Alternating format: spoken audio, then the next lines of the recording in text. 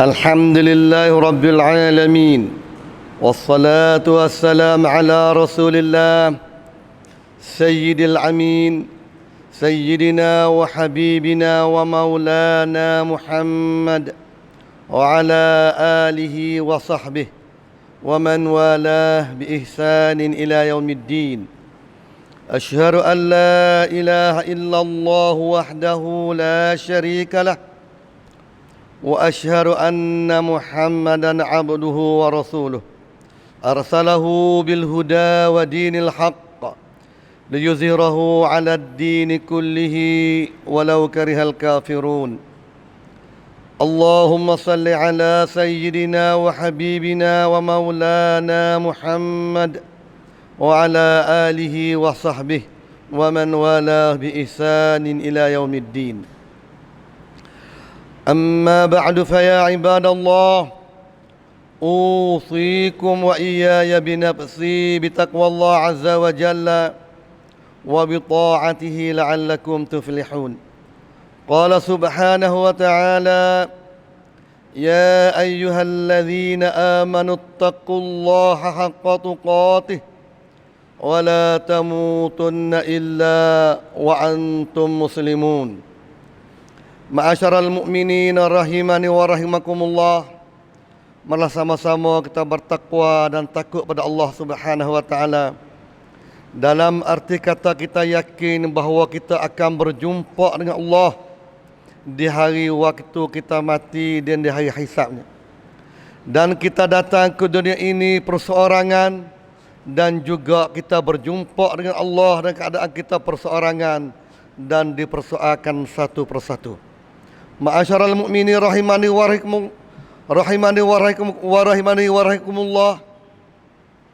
Hendaklah kita yakin bahawa janjian Allah adalah benar, tetap akan berlaku dan akan berjumpa.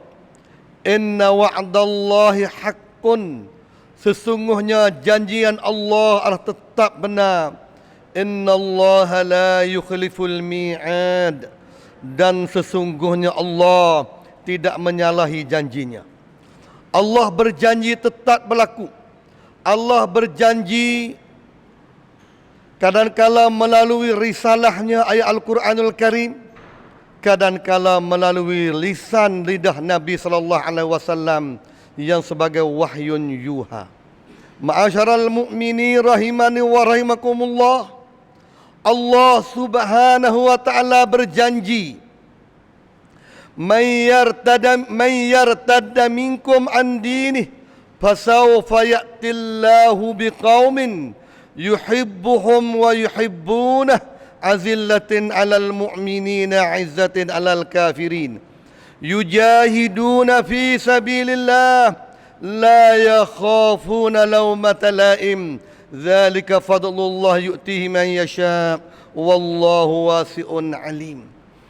Allah berjanji sesiapa yang berpaling daripada agama Allah, yang murtad daripada agamanya, walaupun ayat ini hubungi masalah orang ahli kitab, tapi menjadi ibrah pengajar pada umum lafzi.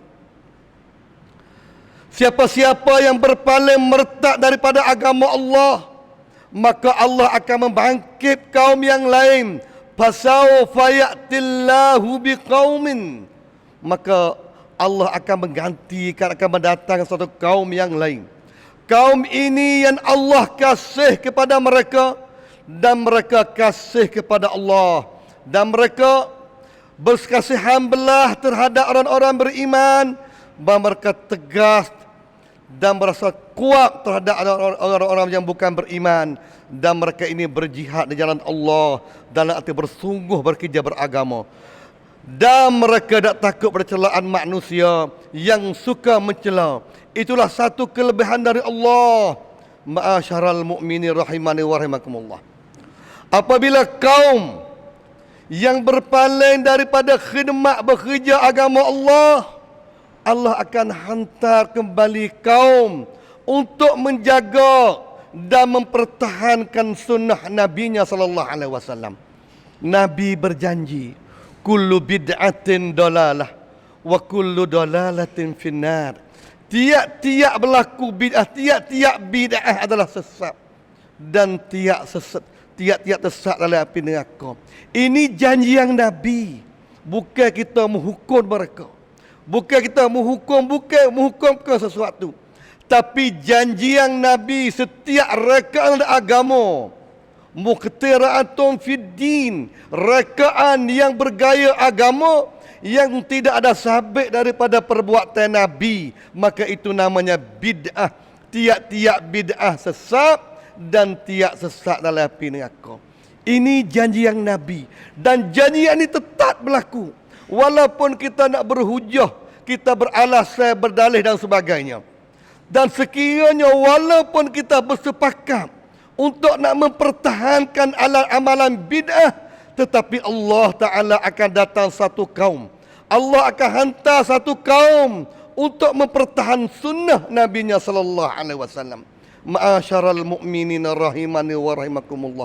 Semoga Allah Ta'ala pilih kita dari kalangan kaum yang betul-betul menjaga sunnah Nabi sallallahu alaihi wasallam. Inna wa'dallahi haqqun.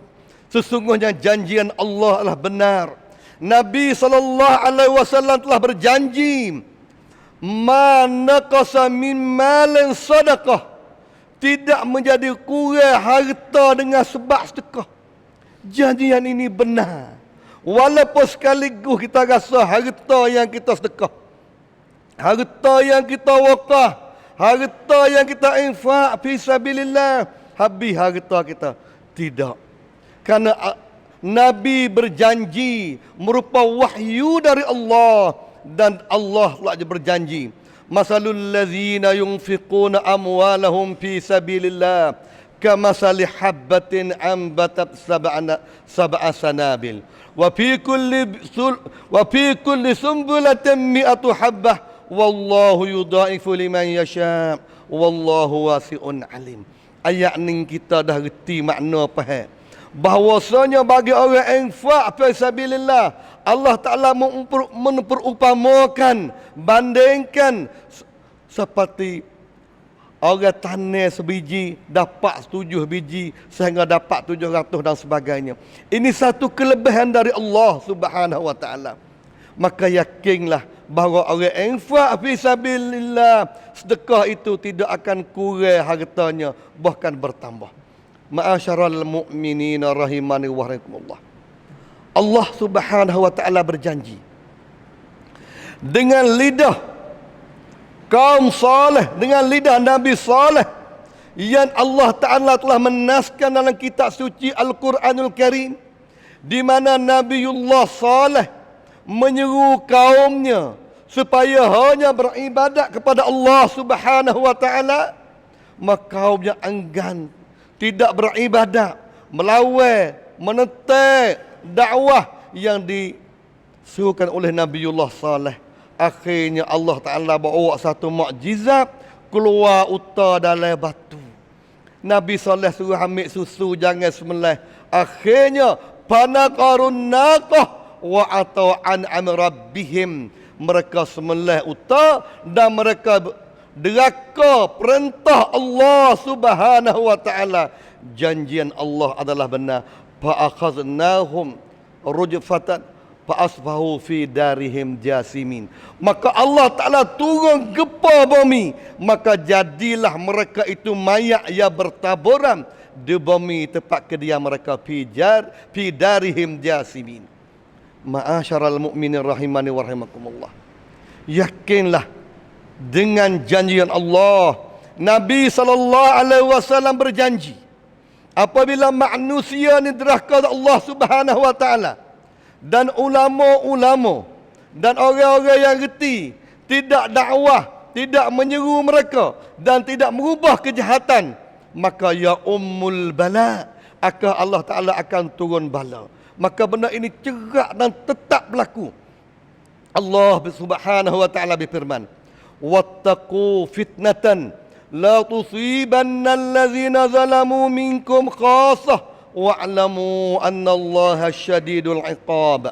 Dan takutlah bahawa fitnah, bala, bencana itu bukan kena turun kepada orang yang zalim dari kalangan kamu sahaja, bahkan akan mengenai akan orang-orang yang berjuruh, orang yang baik, kalaulah mereka tidak ada kerja perintah al-amru bil ma'ruf wan nahyu anil munkar. Dan ketahuilah bahawa azab Allah berat terhadap orang yang deraka oleh Allah Subhanahu wa taala. Ma'asyaral mu'minin rahimani wa rahimakumullah. Ulama tafsir mari banding katanya, sekiranya kalau serumungnya kita dalam masjid ni ada dalam sebuah bahtera dalam perahu, cuma ada seorang orang jahat pergi tebuk perahu, maka apabila tergelam perahu, karai perahu ni, bukan hanya orang tebuk saja, tergelam sebuah perahu. Begitulah bala Allah. Apabila manusia berapa orang saja yang deraka pada Allah Subhanahu wa taala, yang lagi hanya duk tengok jadi setan bisu saja, maka apabila bencana Allah akan kena semua mereka, ya ummul bala mu'minihim wa kafirihim, orang beriman di kalangan mereka itu dan orang kafir mereka itu. Ma'asyaral mu'minin rahimani wa rahimakumullah. Kita mesti yakin dengan janjian Allah. Allah Subhanahu wa taala berjanji, mereka-mereka yang deraka pada Allah Subhanahu wa taala, mereka-mereka yang tidak mentaati perintah Allah dan tidak beramal-amal yang saleh, di akhirat nanti mereka akan terima amalan mereka dengan tangan kiri. Fa amma man utiya kitabahu bishimalihi fayaqulu ya laitani lam uta kitabiyah wa lam adri ma hisabiyah ya laitaha kanatil qadiyah ma aghna anni maliyah halaka anni sultaniyah khudhuhu faghulluh summal jahim salluh. Adapun orang-orang yang dapat terima surat amalan mereka dengan tangan kiri, maka mereka tak mau membaca surat mereka dan mereka tak mau mengetahui apa isi kandungannya. Kemudian Allah perintah, khudhuhu faghulluh, maka hendaklah engkau ambil wahai para malaikat dan belenggunya, summal jahim salluh, kemudian dalam api neraka hendak dibakar, diseksa, disalah mereka itu. Jadi orang yang terima surat catatan amalan dengan tangan kiri, maka akibatnya dalam api neraka. Summal jahim salluh, summa fi silsilatin zaruha sab'una zira'an fasluquh, kama yadinya ikat dengan 70 rata masuk ke dalam api neraka, wal iazubillah. Ma'asyaral mu'minin, ini janjian Allah tetap berlaku. Oleh itu buatlah persiapan, berdoalah pada Allah Subhanahu wa taala. Nabi sallallahu alaihi wasallam berjanji, man halat syafa'atuhu duna haddin min hududillah faqad dadallah wa man khasama fi batilin wa huwa ya'lamu lam yazal fi saqatillah hatta yanzi'a anhu. Wa man qala fi mu'minin ma laysa minhu askanahu Allah fi gharratil khabal hatta yarji'a anhu. Artinya hadis ni adalah hadis yang berhubung masalah hukum, masalah qadi. Orang yang dituk qadi kena reti benar hadis ni.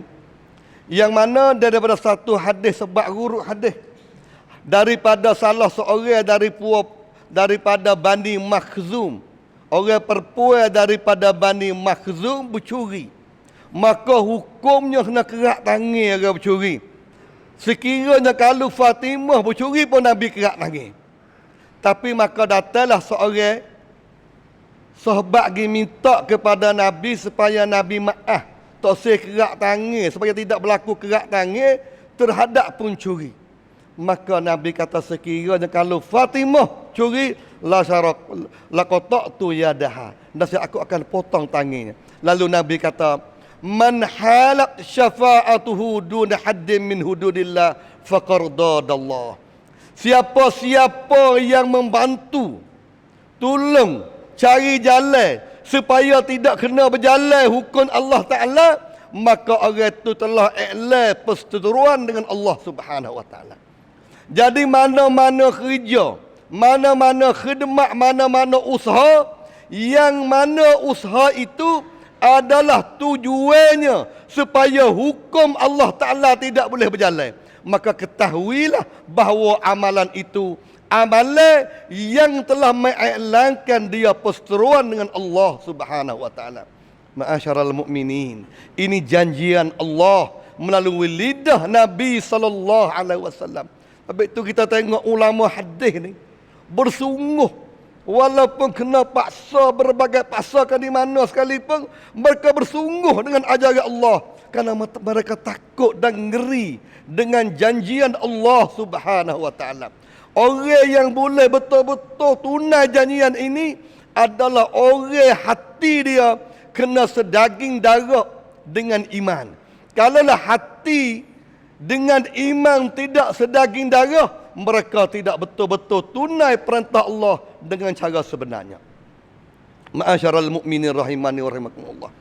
Nabi sabda lagi pada hadis yang diceritakan oleh Imam Ahmad, "Wa man khasama fi batilin," dan siapa-siapa yang suka berdialog, berbahas mukhasamah di atas kebatilan. Dia tahu dah benda yang nak bawa ni benda batil, tapi dia usaha cari alasan, cari dalil, pusing tak pelan tujuannya benda batil ni jadi benar-benar. Maka orang ada usaha duk berdialog, duk mukhasamah di atas kebatilan, sedangkan dia mengetahui ini adalah satu batil, maka lam jazal fi sakhatillah, mereka ini sentiasa berada di bawah kemurkaan Allah sehingga dia beradu daripada bermukhasamah, berdialog wa najazubillah. Jadi jelas orang-orang yang suka duk mempertahankan kebatilan, di antara sebesar kebatilan ialah melakukan maksiat, melakukan bid'ah dan membawa manusia kepada kesyirikan dengan Allah Subhanahu wa taala. Ma'asyaral mukminin rahimani wa rahimakumullah. Dalam hubungan hadis ini lagi, Nabi berjanji, "Wa man qala fi mu'minin ma laysa minhu askanahu Allah fi ghardatil khabal." Dan siapa-siapa yang tuduh, hadis ni mereka cek bab hukum, dan siapa-siapa berkata kepada orang beriman ma laysa minhu, akan perkara yang tidak ada pada orang beriman ni, dituduh kepada orang beriman dengan tuduhan yang cukup jelek dan jahat, sedangkan kejelek dan kejahatan ini tidak ada pada si beriman itu, maka kita dituduh, maka ketahuilah bahawa tepatnya askanahullah, maka Allah Ta'ala akan menentakkan kepadanya, kepada orang yang menuduh orang beriman, ghardatal khabal. Ghardatal khabal ni ulama hadis mari royak makna, mari syarah kalimah ni, iaitu satu lubang dalam neraka Jahannam, di mana nanuh dan air bayar yang manusia dalam neraka yang tubik air, yang tubik nanuh, tubik darah masuk dalam lubang tu. Maka dalam lubang itulah merupakan ghardatul khabal yang tepat nak geletak di atas manusia yang berkata kepada orang beriman, sedangkan benda ni tidak ada terhadap orang beriman tu. Gitu dah orang ni jahat, tuduh orang ni sesat, tuduh orang ni salah, dan dia buat berbagai cara dan tuduhan, kama dia gitu hukum di atas hukum dia tuduh, bukan hukum yang sebenar. Ketahuilah bahawa itu adalah sifat ahli neraka Allah Subhanahu wa taala, mengikut hadis sahih yang diceritakan oleh Imam Ahmad. Di sana ada juga ulama hadis mari syarah hadis ni, man qala fi mu'minin ma laysa minhu, siapa-siapa berkata kepada orang beriman sedangkan perkara ni tidak ada terhadap orang beriman, iaitu dia kata dia puji melampaui, puji yang tidak kena pada sebenar, giduk puji seorang ulama, giduk puji seorang sahabat yang melampaui, yang tidak ada waris daripada nas yang sahih, maka pujian ini merupakan satu puji yang dusta, maka mereka ini juga akan terlibat neraka Allah Subhanahu wa taala. Dan ketahuilah bahawa janjian Allah adalah benar. Ma'asyaral mukminin rahimani wa rahimakumullah.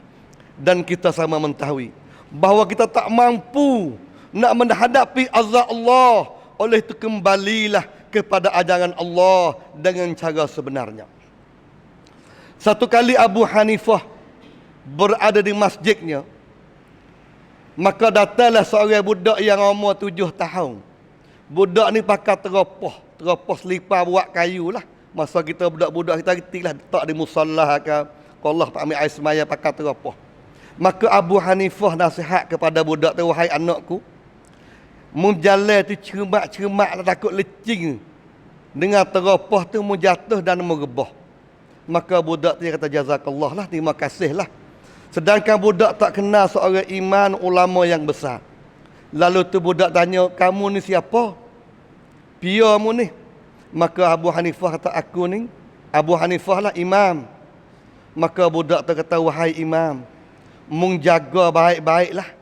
Takut dengan sebab imam ulama mu rebah gelincir ulama, maka tidak ada orang bantu. Kalau aku rebah malu dengan teropah dengan selipar aku rebah, kalau tak boleh bangun ada orang angkat. Tapi kalau aku rebah dengan kalau lah rebah dengan kerana ilmu, kerana perangkap, kerana kemuliaan, rebah mu ni tak ada siapa tahu, maka kamu rebah dalam keadaan terletak sampai bila-bila wal-iazubillah. Ma'asyaral mu'minin rahimani rahimakumullah. Oleh itu malah sama-sama kita sedar kembali pada kitab Allah dan yakinlah kembali pada sunnah Nabi sallallahu alaihi wasallam, ialah pak kejayaan. Salah seorang sahabat Nabi sallallahu alaihi wasallam nama Abu Sufyan bin Harb, ayah pada Muawiyah bin Abi Sufyan. Pada tahun pembukaan Mekah, tahun ke-8 Hijrah, belum Nabi kita pergi buka Mekah, Nabi dalam khemah persiapan untuk buka Mekah. Maka Al-Abbas bawa Abu Sufyan berjumpa dengan Nabi sallallahu alaihi wasallam. Walau ketika itu Umar mahu bunuhnya, tapi Nabi larang. Maka Abu Sufyan berkata kepada Nabi sallallahu alaihi wasallam, yang berhubungnya dengan Allah memang aku beriman. Tapi dengan sebab mu ngerasa ni, aku mempunyai satu keraguan. Maka Al-Abbas kata, wahai Abu Sufyan, berimanlah pada Muhammad, berimanlah pada Allah, dan bersaksilah bahawa Muhammad ini sebagai Rasul. Maka dia pun mengucaplah kalimah syahadah dalam keraguan.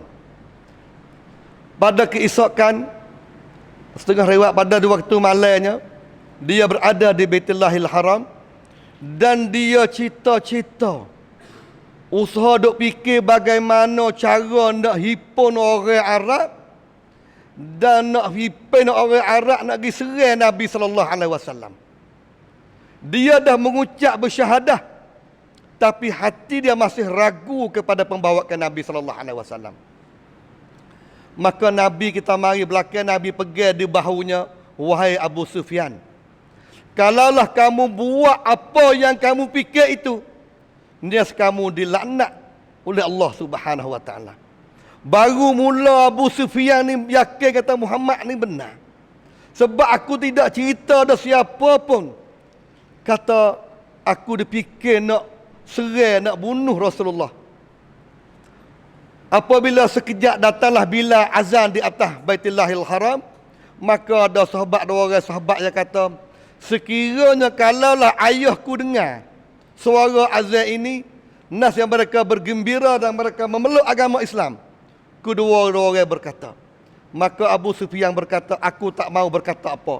Nanti batu ini akan cerita kepada Nabi sallallahu alaihi wasallam. Maka Nabi dengan keadaan datang kepada Abu Sufyan, Nabi berkata, wahai Abu Sufyan, dua orang telah cerita sekiranya ayah kedua-dua dengar suara azan dan ayahnya akan bergembira dan memeluk agama Islam. Tapi kamu berkata, sekiranya aku beri ucapan, nasya batu ini berkata dan cerita pada Muhammad. Maka disitulah mulanya Abu Sufyan beriman.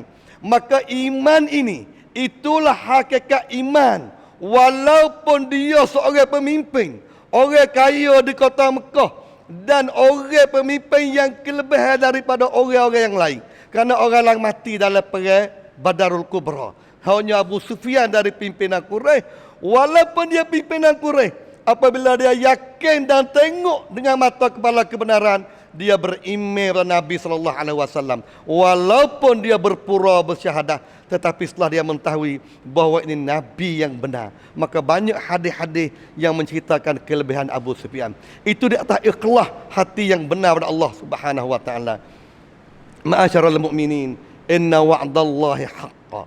Sesungguhnya janjian Allah adalah benar, dan kembali kepada Allah itulah jalan kejayaan. Aku qauli hadza wa astaghfirullah li wa lakum wa afabidu amri, innallaha basirun bil ibad.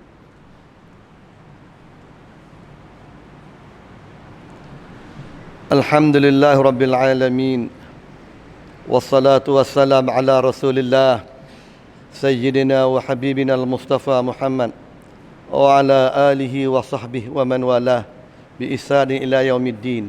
Amma ba'du, fa ya ibadallah ittaqullah haqqa tuqatih wa la tamutunna illa wa antum muslimun. Qala subhanahu wa ta'ala, wal 'asri innal insana lafi khusrin illa alladhina amanu wa 'amilus salihat wa tawasaw bil haqq wa tawasaw bis sabr. Allahumma ighfir lil muslimina wal muslimat wal mu'minina wal mu'minat al ahya'i minhum wal amwat. Allahumma inna nas'aluka al huda wal 'afa wat tuqa wal ghina. Allahumma innaka 'afuwun tuhibbul 'afwa fa'fu 'anna. Allahumma barik lana fi rajabina hadha wa fi sya'banina wa ballighna ramadan. Allahumma arzuqna thawaba lailatul qadr. Rabbana zalamna anfusana wa illam taghfir lana wa tarhamna lanakunanna minal khasirin. Allahumma akhir kalamana la ilaha illallah. Allahumma inna nas'aluka ridhaka wal jannah wa na'udzu bika min sakhatika wan nar. Subhana rabbika rabbil izzati amma yasifun wa salamun alal mursalin walhamdulillahi rabbil alamin. Aqimus salata ya ibadallah.